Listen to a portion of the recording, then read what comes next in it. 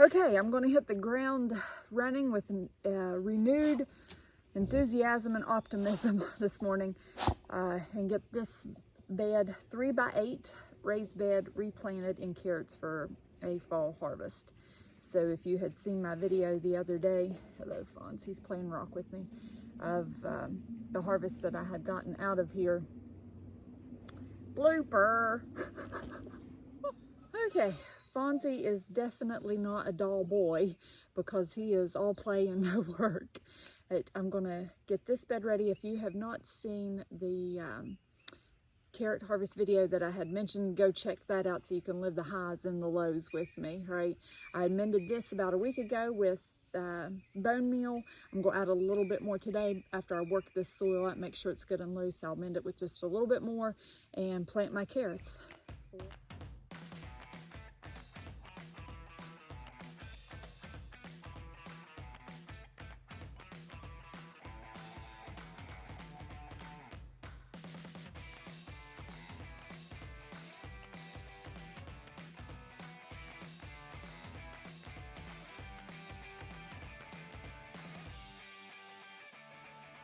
I'm adding a little bone meal in here, and that stuff is so dusty.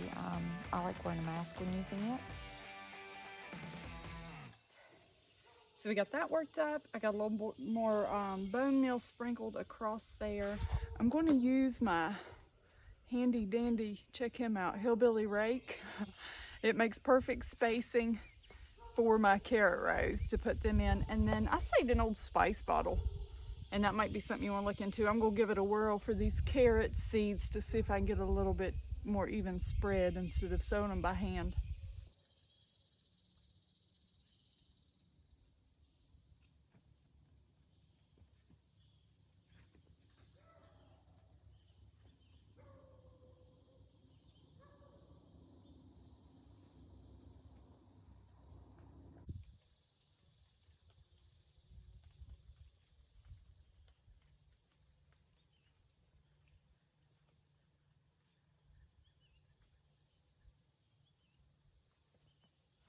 All right, well, it didn't stay into the furrows that I had hoped that it would, but I did like it because it kind of broadcasted them. As you can see, it kind of turned more into sprinkling pepper, but they were broadcasting out well, so I think that will maybe eliminate a lot of thinning.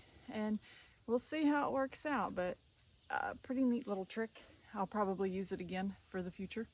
Now I'm just going to use the back side of my rake here to kind of gently cover them up, and then I'll water them in.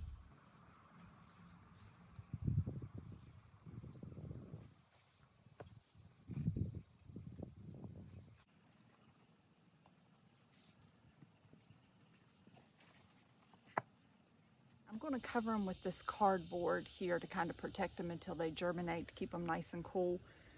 I'll water them in lightly because you can see this soil is very wet. We had a torrential downpour last night, so mostly I'm just going to water them in to seep the seeds, and the cardboard is nice and wet from the rain last night where I had it laying here. So I think it should make good conditions.